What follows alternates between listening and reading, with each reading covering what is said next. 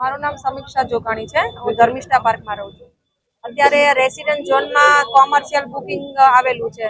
તો અમારી એક માંગ છે કે અમારા માટે ન્યુસન્સ વધી ના શકે અને પ્લસ મેઇન વસ્તુ તો અમારી હેલ્થ છે. તો ઇન્ડસ્ટ્રીઝ આવશે તો અમારા હેલ્થમાં પણ પ્રોબ્લેમ કરાવશે. તો અમારી એક જ ઈચ્છા છે કે ગવર્મેન્ટ આને રેસિડેન્ટમાં કોમર્શિયલ અપ્રુવલ ના આપે. દુધાત છે. હું સેન્ટર પાર્કમાં રહું છું. હવે રેસિડેન્ટલ ઝોનમાં ઇન્ડસ્ટ્રીઝ આવી તો અમારા માટે બહુ કપરું કહેવાય, કારણ કે માણસ ઘર શા માટે બનાવે કે શાંતિથી રહી શકે.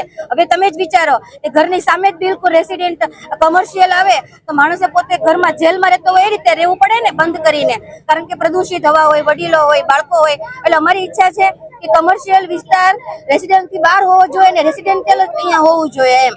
જ્યારે ગવર્મેન્ટ અત્યારે એવું કે છે કે રેસિડેન્ટ કોમર્શિયલ વિસ્તાર છે એ રેસિડેન્ટ થી બારોબાર રાખવાનો, તો શા માટે અહીંયા એ લોકો અંદર લાવે છે રેસિડેન્ટ સાથે કોમર્શિયલ લાવે છે? પરમિશન શા માટે આપવી જોઈએ એ લોકોએ?